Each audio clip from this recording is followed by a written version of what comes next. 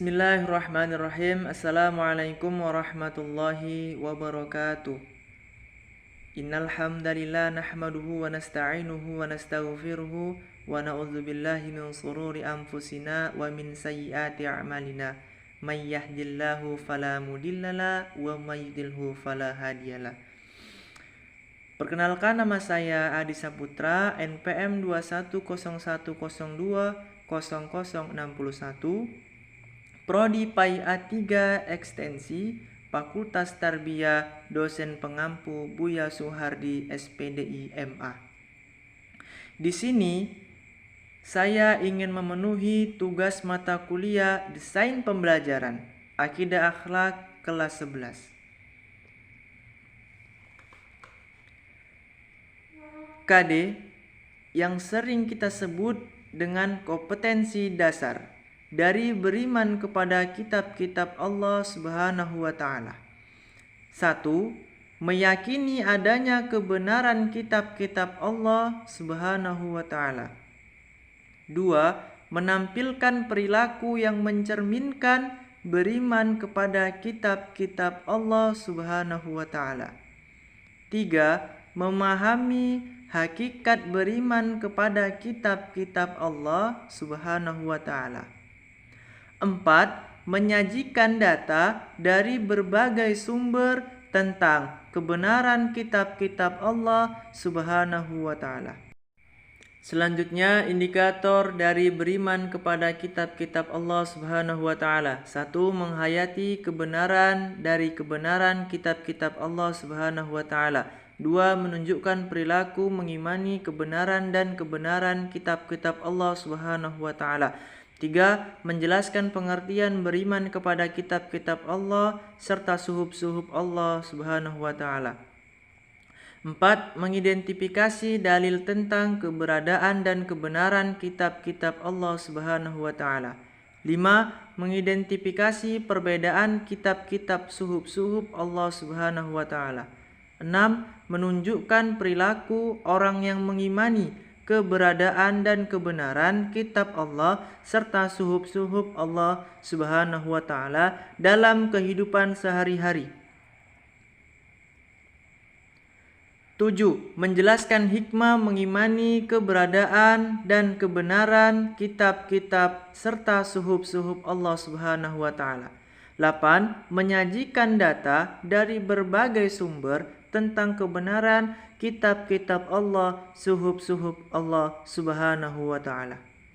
9. Menyajikan data dari berbagai sumber tentang kebenaran kitab-kitab Allah Subhanahu wa Ta'ala. Selanjutnya, tujuan dari materi beriman kepada kitab-kitab Allah Subhanahu wa Ta'ala. Salah satu kepercayaan atau rukun iman dalam Islam ialah meyakini adanya kitab-kitab Allah Subhanahu wa Ta'ala. Adalah himpunan wahyu yang diturunkan kepada para rasul untuk disampaikan kepada manusia sebagai pedoman hidup. Macam-macam kitab Allah Subhanahu wa Ta'ala yang diwahyukan kepada rasul adalah sebagai berikut. 1. Kitab Jabur diwahyukan kepada Nabi Daud alaihissalam pada kira-kira abad ke-10 Masehi di Bani Israel.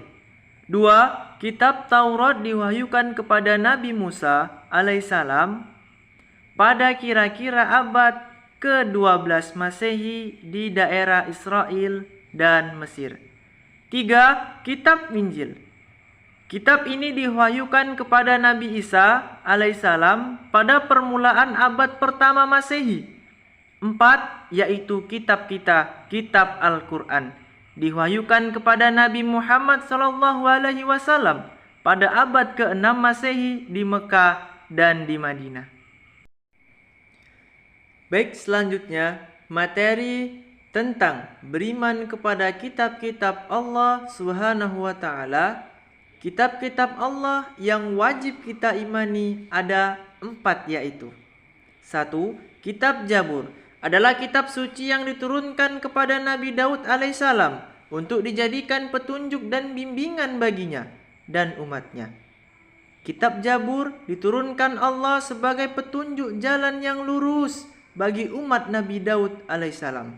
Kitab Zabur juga sebagai pemberi kabar gembira bahwa bumi ini diberikan kepada hamba yang soleh, serta sebagai pemberi peringatan agar tidak ada lagi urusan bagi manusia untuk mengingkari adanya Allah Subhanahu wa taala.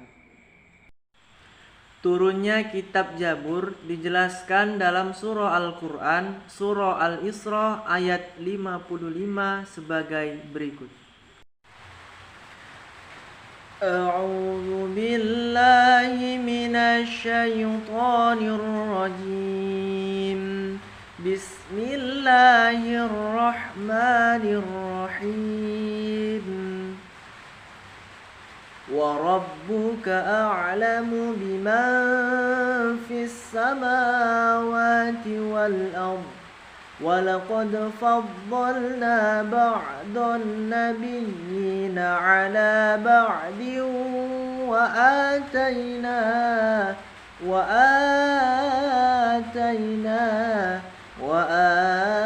وَآتَيْنَا دَاوُودَ زَبُورًا. Artinya, dan Tuhanmu lebih mengetahui siapa yang ada di langit dan di bumi. Dan sesungguhnya telah kami lebihkan sebagian nabi-nabi itu atas sebagian yang lain. Dan kami berikan Zabur kepada Daud. Quran Surah Al-Isra ayat 55. Dan kitab Zabur juga ditulis dengan bahasa Kipti. Artinya, kitab ini berisi 150 nyanyian rohani dalam bahasa Arab disebut Mazmur. Yang kedua, kitab Taurat. Taurat di dalam bahasa Ibrani adalah Tohru. Taurat adalah kitab yang diturunkan oleh Allah Subhanahu wa taala kepada Nabi Musa alaihissalam untuk dijadikan petunjuk dan bimbingan baginya dan umatnya. Tujuan Allah menurunkan kitab Taurat kepada Nabi Musa alaihissalam ialah: 1. Untuk meyakinkan kepada Bani Israel bahwa Allah Subhanahu wa taala itu ada dan Maha Esa. 2. Agar manusia hanya menyembah Allah saja. 3. Agar manusia berbuat baik kepada ibu dan bapa. 4. Agar manusia tidak berlaku dusta, curang dan kasar. Dan 5. Menghindari perbuatan yang tidak baik seperti mengambil barang orang lain yang bukan hak milik kita. Isi kitab tersebut menggunakan bahasa Ibrani dan di dalamnya terdapat beberapa hukum syariat dan sistem kepercayaan yang dapat dibenarkan. Al-Quran Surah Ali Imran ayat 3 menjelaskan tentang firman Allah Subhanahu wa taala yang menyatakan adanya kitab Taurat yang berbunyi: A'udzu billahi minasy syaithanir rajim.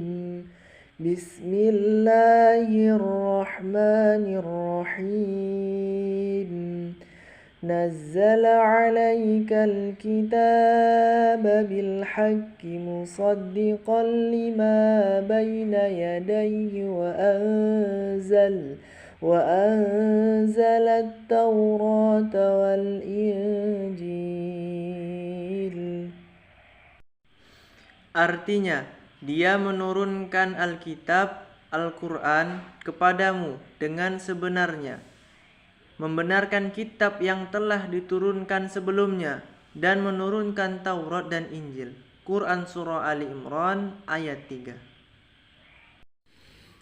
Yang ketiga, kitab Injil diwahyukan oleh Allah Subhanahu wa taala dan diturunkan kepada Nabi Isa alaihissalam, memuat keterangan-keterangan yang benar dan nyata, yaitu perintah-perintah Allah Subhanahu wa taala agar manusia mengesahkan dan tidak menyekutukan dengan sesuatu apapun. Dalam kitab Injil terdapat pula keterangan-keterangan mengenai akan lahirnya nabi terakhir dan sekaligus penutup dari para nabi dan rasul yang bernama Ahmad atau Nabi Muhammad sallallahu alaihi wasallam. Dan kitab Injil ini diturunkan kepada Nabi Isa alaihissalam sebagai petunjuk dan cahaya penerang bagi manusia. Nabi Isa alaihissalam diutus untuk mengerjakan tauhid kepada umatnya dan pengikutnya. Tauhid di sini artinya mengesahkan Allah dan tidak menyekutukannya. Yang keempat ialah kitab Al-Quran. Al-Quran merupakan kitab suci yang diturunkan Allah Subhanahu wa taala kepada Nabi Muhammad sallallahu alaihi wasallam melalui perantara malaikat Jibril. Al-Quran tidak diturunkan sekaligus, tetapi melainkan secara berangsur-angsur. Al-Quran diturunkan kurang lebih 23 tahun atau tepatnya 22 tahun, 2 bulan, 22 hari, terdiri atas 30 juz, 114 surah, dan 6.236 ayat. Baik, terima kasih. Itu saja yang bisa saya sampaikan. Kurang lebihnya saya mohon maaf. Semoga materi yang saya paparkan tadi dapat menambahkan ilmu bagi kita semua. Saya undur diri dengan saya akhiri dengan unzur ila mangqala wala tanzur mangqala. Assalamualaikum warahmatullahi wabarakatuh.